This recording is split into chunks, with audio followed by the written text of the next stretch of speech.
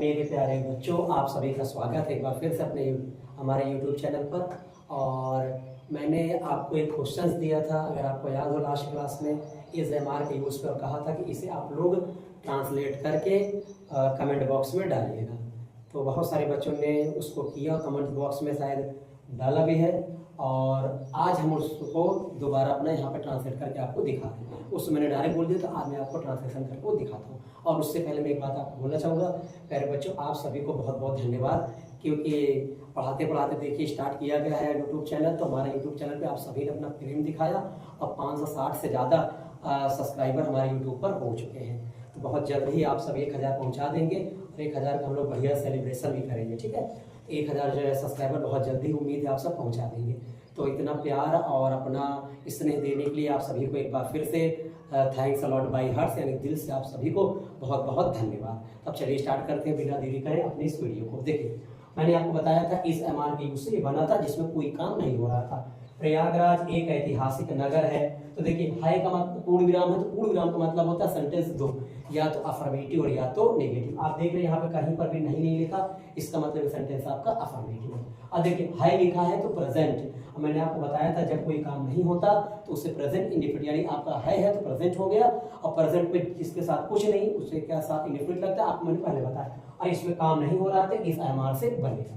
उम्मीद है यहाँ तक की बातें आप लोग बेहतरीन तरीके से लिख कर भी पढ़ रहे। आप लोग टेंस के नोट्स बना लीजिए, अब बेहतरीन तरीके से टेंस पढ़ाएंगे, टेंस के बाद वॉइस पढ़ाएंगे, नरेशन पढ़ाएंगे, पंचुएशन पढ़ाएंगे, और पार्ट्स ऑफ स्पीच ग्रामर भी चलेगी। आप इससे बेफिक्र रहिए, बहुत बेहतरीन तरीके से आपको इंग्लिश पढ़ाई जाएगी, वोकैबुलरी भी पढ़ाई जाएगी, आपको ट्रिक से याद करने की जरूरत नहीं पड़ेगी ज़्यादा वोकैबुलरी। तो चलिए स्टार्ट करते हैं अपनी क्लास को। प्रयागराज, तो सबसे पहले हम यहाँ पर क्या लिखेंगे, प्रयागराज। और आपको मालूम है प्रयागराज कितना है, एक। तो एक के वजह से क्या हो गया, सिंगुलर यानी एज। अब एक का मतलब ऐतिहासिक का मतलब मैंने आपको पहले बताया था हिस्टोरिकल, और नगर को बोलते हैं सिटी। फुल स्टॉप, क्योंकि पूर्ण विराम को इंग्लिश में कहते हैं फुल स्टॉप। अब यह शिक्षा का केंद्र, तो प्रयागराज निर्जीव है, और निर्जीव के साथ क्या लगता है, इट, प्रोनाउन। तो क्या हो जाएगा, इट, और इट के साथ क्या लगेगा, एज। अब शिक्षा का केंद्र का के आता है तो उल्टा। अब केंद्र को क्या बोलेंगे, द सेंटर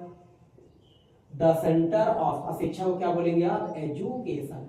आप इस बात को ध्यान रखिएगा, जब का की आ जाता है तो पीछे से ट्रांसलेट होता है। देखिए, केंद्र आ गया तो द सेंटर, का को बोलते हैं ऑफ, और शिक्षा का मतलब एजुकेशन। यानी ऑफ जब आता है उसका 3 मतलब होता है, का, की और के। अपना ध्यान रखिए, कहीं लिख लीजिएगा। अब यह अमरूदों के लिए प्रसिद्ध है, यह के लिए इट के साथ एज। प्रसिद्ध को क्या बोलते हैं, फेमस। इट इज फेमस के लिए वो क्या बोलते हैं, फॉर। अमरूद को क्या बोलते हैं, गुआवास, या अमरूदों के लिए प्रसिद्ध। इतना आसान था, ठीक है। ये पेपर में 9th और 10th का फेवरेट है एग्जामिनर का। अब बहुत पेपर में आता है, ये बेसिक है। अगर ये आपको नहीं आएगा तो फिर आगे दिक्कत हो जाएगी, तो प्रैक्टिस करें।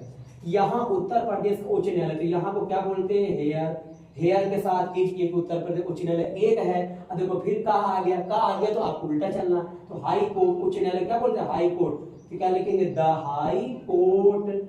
अब उसके बाद का के लिए ऑफ, उत्तर प्रदेश को चुपचाप शॉर्ट फॉर्म में यूपी।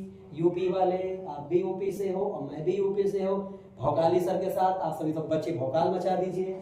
अब यहाँ गंगा और यमुना नदियों का संगम है, तो यहाँ के लिए क्या लिखा जाएगा, हेयर। फिर हेयर के साथ इज। फिर देखिए का आ गया तो उल्टा, तो द संगम को बोलते हैं बेटा कन्फ्लुएंस, CONFLUENC, कन्फ्लुएंस। गंगा और यमुना, तो नदियां हैं, तो नदियों के नाम के साथ आर्टिकल द होता है। तो the Ganga and the Yamuna, नाम है पहला अक्षर कैपिटल, और नदियों का मतलब क्या हो जाएगा, रिवर्स। उम्मीद है यहाँ तक की बात आपको समझ में आई होगी और आप लोग कर ले गए होंगे। तो भौकाल मचा देना है पूरे यूट्यूब पर, इसलिए आप सबको सपोर्ट देना है अपने सर को, ठीक है बच्चों। यहाँ तक उम्मीद आपको समझ आ गई, बार हट जाते देख लीजिए, ठीक है। अब चलिए आगे स्टार्ट करते हैं। आज का हमारा जो टॉपिक है दूसरी क्लास का ट्रांसलेशन का, वो है यूज ऑफ हैज और हैव। देखिए, जब हैज और हैव अकेले आते हैं तो इनका हिंदी मतलब होता है पास है, क्योंकि हैज और हैव प्रेजेंट में इस्तेमाल होते हैं। और जब ये अकेले आते हैं बेटा तो इनको बोलते हैं पजेसिव वर्ब। इनका क्या नाम पड़ेगा, पजेसिव वर्ब। और आपको ध्यान रखना, पजेसिव वर्ब अपने बाद ऑब्जेक्ट लेता है। क्या लेता है रियर, हाँ बहुत सही, ऑब्जेक्ट लेता है।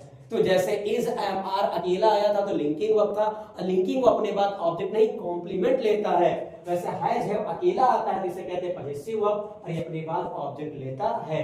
और हैज हैव का मतलब पास है, इसका मतलब ये क्या कहलाएगा, प्रेजेंट। क्या कहलाएगा, प्रेजेंट।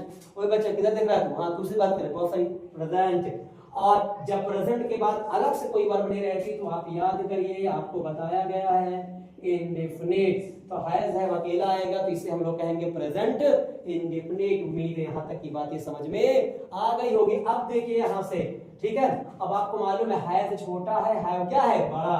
तो हैज आपका सिंगुलर और हैव क्या हो जाएगा, प्लूरल।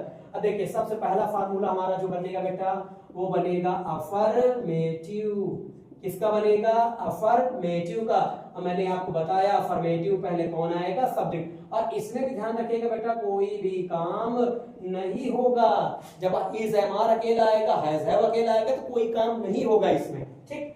अब सब्जेक्ट के बाद आपका आएगा हैज और हैव, और उसके बाद आपको पता है हैव अपने बाद लेता है ऑब्जेक्ट, और अलग से कुछ है तो उसे हम लोग बोलते हैं अदर वर्ड्स। अब देखिए सब्जेक्ट हमारे पास दो टाइप्स का होता है। पहला आपका होता है सिंगुलर और दूसरा आपका बेटा होता है प्लूरल। सिंगुलर का मतलब छोटा वाला यानी हैज आपका सिंगुलर, और प्लूरल का मतलब बड़ा वाला यानी हैव आपका प्लूरल। उम्मीद यहाँ तक समझ में आ गया, रट्टा नहीं मारना। छोटे वाले के साथ छोटा वाला, बड़े वाले के साथ बड़ा वाला। छोटा आपका सिंगुलर होता है तो छोटे आपका हैज होता है, बड़ा आपका प्लूरल होता है तो बड़ा वाला आपका हैव होता है। देखिए जैसे मैंने आपके सामने कहा, ठीक है ना, मेरे पास दो किताबें हैं, मेरे पास दो किताबें हैं। अब देखिए यहाँ पर आखिरी में क्या लग गया, पूर्ण विराम।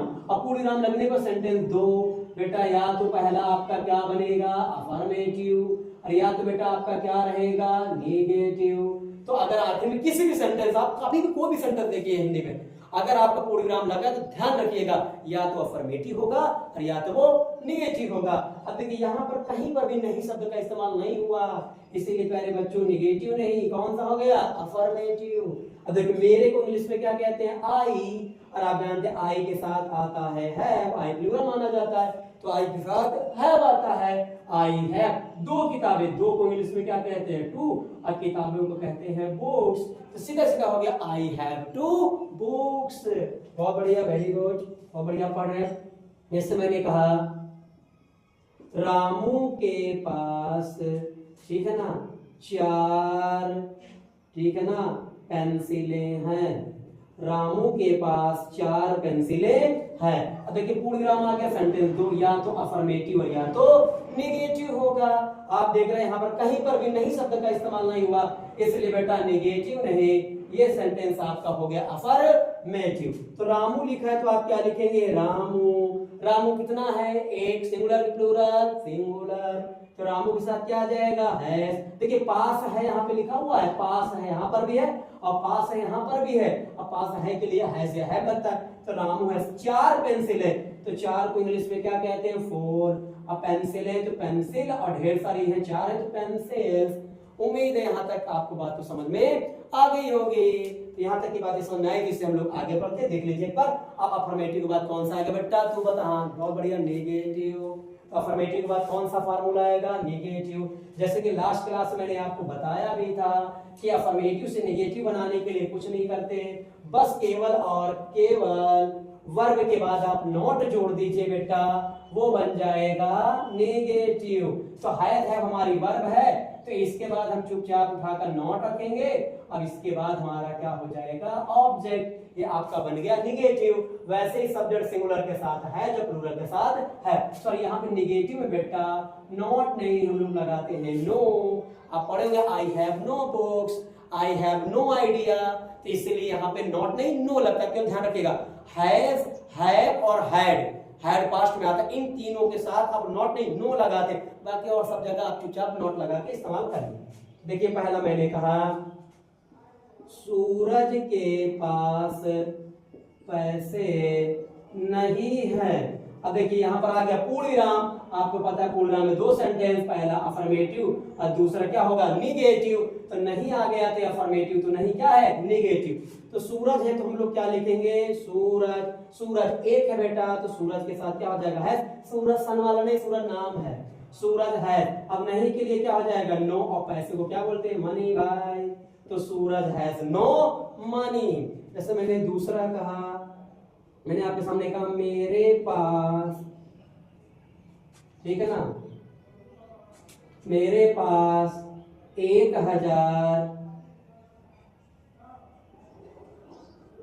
सब्सक्राइबर्स नहीं है, मेरे पास 1000, 1 की मतलब 1000 सब्सक्राइबर्स नहीं है, जल्दी से करो बेइज्जती ना होने पाए, ठीक। तो मेरे पास 1000 सब्सक्राइबर्स नहीं है, तो मेरे के लिए क्या लगेगा आई, आई के साथ क्या लगाएंगे हैव, और 1000 को क्या बोलेंगे 1000, तो 1 के ही लिख सकते हैं आई हैव, सॉरी आई नहीं है तो आई हैव नो, 1000 के लिए 1 के, और उसके बाद आपका सब्सक्राइबर्स, मेरे पास 1000 सब्सक्राइबर्स नहीं है, आई हैव नो 1 के सब्सक्राइबर्स। तो मेरे यहाँ तक आपको बातों को समझ में आई होगी। मेरी बातें ध्यान से सुना करें एक एक शब्द को, ताकि आपका ट्रांसलेशन बेहतरीन हो जाए। क्योंकि ट्रांसलेशन अगर आप, अभी हम ये नहीं कहेंगे कि मात्र आधे घंटे में पूरा इंग्लिश का ट्रांसलेशन खत्म कर देना, नहीं, आराम से ट्रांसलेशन पढ़िए। आप हिंदी इंग्लिश का टेंस में पहचान कर सकते हैं 15 मिनट 20 मिनट क्लास में, 10 मिनट क्लास में। ट्रांसलेशन आप जितना आराम से पढ़ेंगे उतना दिमाग में आएगा। दौड़ी दौड़ान कर देंगे तो आपको बाउंस मार देगा, कुछ समझ नहीं आएगा। क्योंकि हमको पढ़कर समझना है, ना कि जल्दी जल्दी करके व्यूज बना लेना है, वो जल्दी डेवलप करना नहीं, आराम से करना है, धीरे धीरे कछुए की चाल चलना है, अपने गंतव्य तक, डेस्टिनेशन तक पहुंचना है। ठीक है बेटा, उम्मीद है आपको समझ आया होगा। अब 1000 सब्सक्राइबर जल्दी से आप शेयर करके करवाइए अपने दोस्तों के पास और रिश्तेदारों के पास, भेजे सब्सक्राइबर करवाइए, ठीक बच्चे, ताकि बेहतरीन तरीके से शिक्षा उन तक पहुंच पाए। अब इसके बाद हम लोग फिर पैसे दे रहे हैं आपको, आप करके कमेंट बॉक्स में इसको डालिएगा।